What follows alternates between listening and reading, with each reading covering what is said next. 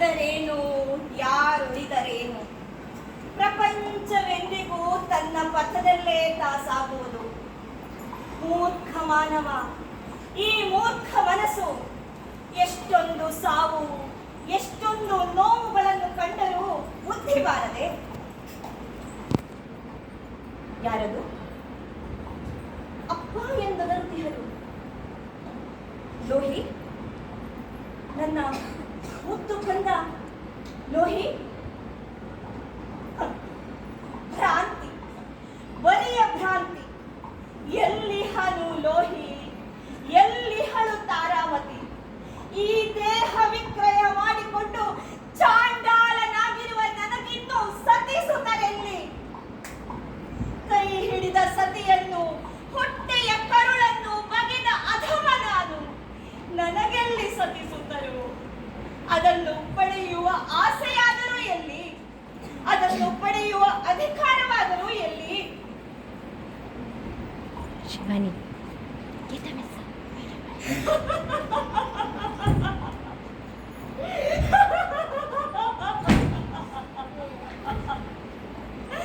ಅಯ್ಯೋ ವಿಧಿ, ಎಂತ ಕಷ್ಟವನ್ನು ತಂದೆಯಪ್ಪ.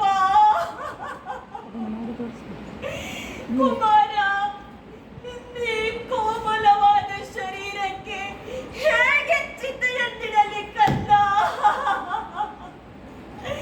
ನನ್ನ ಕರುಳೆ ಕಿತ್ತು ಬರುತ್ತಿದೆಯಪ್ಪ. ನಿನ್ನಮ್ಮನ ದೈನ್ಯಾವಸ್ಥೆಯನ್ನು ನೋಡಪ್ಪ.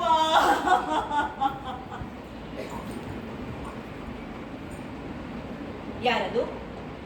ಪುನಃ ಮೃತ್ಯುವಿನ ಕಾಟ. ಯಾವುದೋ ಹತಭಾಗ್ಯ ಸ್ತ್ರೀ ತನ್ನ ಗಂಡನನ್ನೋ ತನ್ನ ಮಗುವನ್ನೋ ಕಳೆದುಕೊಂಡು ದುಃಖಿಸುತ್ತಿದ್ದಾಳೆ. ನಾನದನ್ನು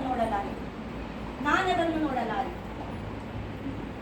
ಆಕೆ ದುಃಖಿ ಹೌದು, ಆದರೆ ಕರ್ತವ್ಯಕ್ಕೆ ಕರುಣವಿಲ್ಲವಲ್ಲ ತಾಯಿ. ನೀನು ಯಾರ ಅನುಮತಿಯನ್ನು ಪಡೆದು ಈ ಸ್ಮಶಾನಕ್ಕೆ ಮಗುವನ್ನು ದಹನ ಮಾಡಲು ಬಂದಿರುವೆಯಾ ತಾಯಿ?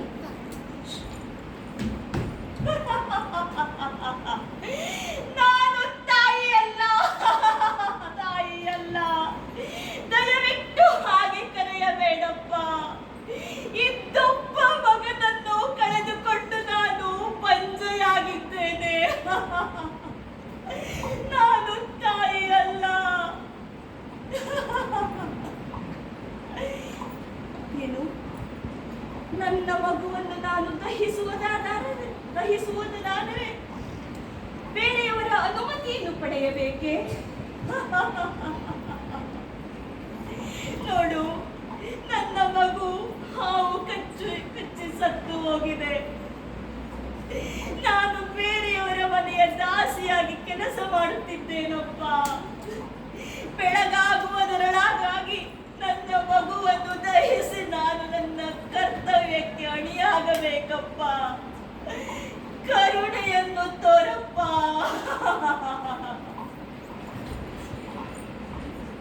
ನೋಡು, ಈ ಸ್ಮಶಾನದಲ್ಲಿ ಯಾವುದೇ ಹೆಣವನ್ನು ದಹಿಸುವುದಾದರೆ ಸ್ಮಶಾನದ ಕಾಣಿಕೆಯನ್ನು ಕೊಡಬೇಕು. ಸ್ಮಶಾನದ ಕಾಣಿಕೆಯನ್ನು ಕೊಟ್ಟು ಬಿಟ್ಟರೆ ಈಗಲೇ ದಹಿಸುವಿಯಂತೆ.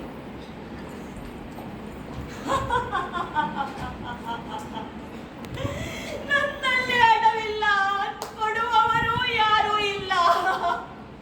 ನಾನೊಬ್ಬ ದರಿದ್ರಳು, ನಾನೊಬ್ಬ ಅನಾಥಳು. ಕರುಣೆಯನ್ನು ತೋರಪ್ಪ. ನನ್ನ ಈ ಮಗನನ್ನು ದಹಿಸಲು ಅವಕಾಶ ಮಾಡಿಕೊಡಪ್ಪ.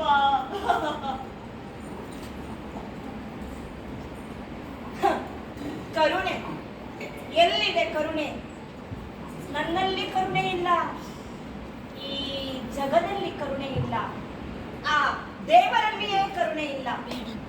ನನ್ನಲ್ಲಿ ಕರುಣೆ ಇದ್ದುದಾದರೆ ಈ ರೀತಿ ದುಃಖಿಯ ಗಾಯಕ್ಕೆ ಬರೆಯಿಟ್ಟು ಜೀವಿಸುತ್ತಿರುವ ಚಂಡಾಲನಾಗುತ್ತಿರಲಿಲ್ಲ. ಈ ಜಗದಲ್ಲಿ ಕರುಣೆ ಇದ್ದುದಾದರೆ ಒಬ್ಬರನ್ನೊಬ್ಬರು ಪೀಡಿಸುತ್ತಿರಲಿಲ್ಲ. ಆ ದೇವರಲ್ಲಿ ಕರುಣೆ ಇದ್ದುದಾದರೆ ನಿನಗಿಂದು ಈ ಸ್ಥಿತಿ ಬರುತ್ತಿರಲಿಲ್ಲ. ನೋಡು, ಆ ಮಗು ಒಂದು ರೀತಿಯಲ್ಲಿ ಯೋಚಿಸಿದರೆ ಸತ್ತದ್ದು ಒಳ್ಳೆಯದೇ ಆಯಿತಲ್ಲವೇ? ನೀನೊಬ್ಬ ದರಿದ್ರಳು, ನೀನೊಬ್ಬ ಅನಾಥಳು. ಮುಂದೆ ಆ ಮಗುವು ಕೂಡ ದರಿದ್ರ ಅನಾಥ ಎನ್ನುವ ಪಟ್ಟ ಕಟ್ಟಿ ಈ ಜಗದಲ್ಲಿ ಓಡಾಡಬೇಕಿತ್ತಲ್ಲವೇ? ನೋಡು, ನಾನು ನೀನು ಎಲ್ಲರೂ ದುಃಖಿಗಳು. ಈ ಭೂಮಿಯ ಮೇಲೆ ಸಾವು ಯಾರನ್ನೂ ಬಿಡದು. ಹೋಗು, ಹಣವನ್ನು ತೆಗೆದುಕೊಂಡು ಬಾ.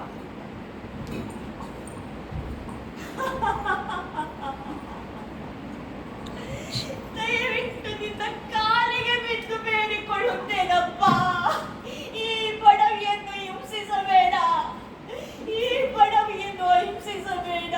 ನನ್ನ ಮಗುವಿನ ದಹನಕ್ಕೆ ಅವಕಾಶ ಮಾಡಿಕೊಡಪ್ಪ.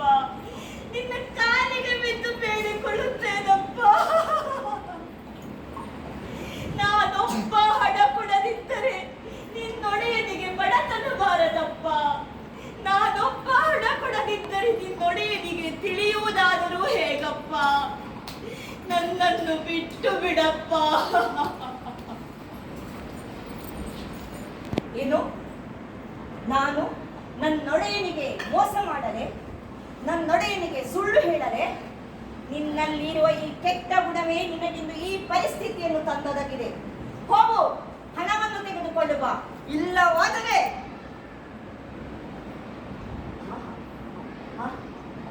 ಏನೂ ಇಲ್ಲವೆಂದು ಸುಳ್ಳು ಹೇಳಿದೆಯಲ್ಲ. ನಿನ್ನ ಈ ಕುತ್ತಿಗೆಯಲ್ಲಿ ಬಂಗಾರದ ತಾಳಿ ಇರುವ ಮಾಂಗಲ್ಯವಿದೆ, ಅದನ್ನು ಕೊಟ್ಟು ಬಿಡು. ಇಲ್ಲವಾದರೆ ಬೇರೆಡೆಯಲ್ಲಿ ತೆಗೆದುಕೊಂಡು ಹೋಗಿ ನೀನು ನಿನ್ನ ಮಗುವನ್ನು ದಹನ ಮಾಡಿಕೊ.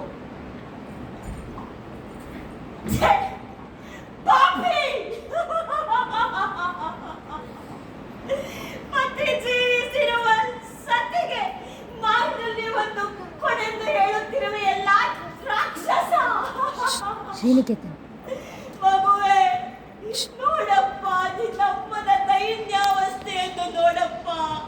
ನಿನ್ನಮ್ಮನ ಮಾಂಗಲ್ಯವನ್ನು ಕಸಿದುಕೊಳ್ಳುತ್ತಿರುವ ಈ ಚಾಂಡಾಲನನ್ನು ನೋಡಪ್ಪ. ಲೋಹಿ, ಲೋಹಿ, ರಾಜಾದಿ ರಾಜನಾಗಿ ಅಯೋಧ್ಯೆಯ ಸಂಹಾಸದಲ್ಲಿ ಬರೆಯುತ್ತಿದ್ದಂತ ರಾಶಿ ರಾಶಿ ಹಣಗಳನ್ನು ದಾನ ಮಾಡುತ್ತಿದ್ದಂತಹ ಈ ಕೈಗಳು ಕೇವಲ ಬಿಡಿಗಾಸಿಗಾಗಿ ಬೇಡಬೇಕಾಗಿ ಬಂತೆ. ಅಯ್ಯೋ,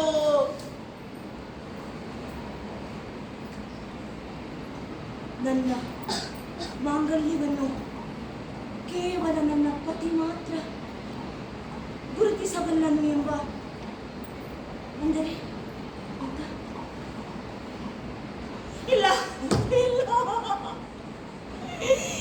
ನನ್ನ ಪತಿ ಮಾತ್ರ ಗುರುತಿಸಬಲ್ಲದು ಎಂಬ, ನನ್ನ ಮಾಂಗಲ್ಯವನ್ನು ಗುರುತಿಸಬಲ್ಲದು ಎಂಬ ಆ ದೇವತೆಗಳ ವರವೂ ಸುಳ್ಳಾಗಿ ಹೋಯಿತೆ. ಲೋಹಿ, ಕಣ್ತೆರೆದು ನೋಡಪ್ಪ. ಲೋಹಿ,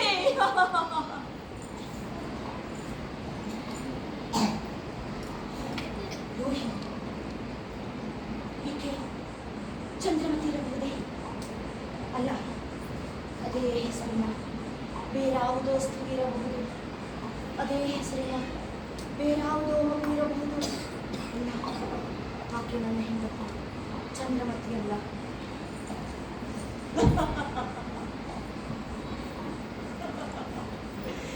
ನೋಡು, ನಿಷ್ಠೂರನಾಗಬೇಡ. ರಾಜಾದಿ ರಾಜನಾಗಿ ಅಯೋಧ್ಯೆಯ ಸಿಂಹಾಸನದಲ್ಲಿ ಮೆರೆಯುತ್ತಿದ್ದಂತಹ ರಾಜ ಸತ್ಯ ಹರಿಶ್ಚಂದ್ರನ ಸತಿ ನಾನು. ಆ ವಿಧಿಯ ಕೈವಾಡದಿಂದ ಇಂದು ನಾನು ಈ ಪರಿಸ್ಥಿತಿಯನ್ನು ಅನುಭವಿಸಬೇಕಾಗಿದೆ. ನನ್ನ ಪತಿ ಸತ್ಯ ಹರಿಶ್ಚಂದ್ರನು ಕೂಡ ಕಷ್ಟದಲ್ಲಿದ್ದಾನೆ. ನನಗೀಗ ಈ ಪರಿಸ್ಥಿತಿ ಬಂದೊದಗಿದೆಯಪ್ಪ. ಬಿಟ್ಟು ಬಿಡಪ್ಪ.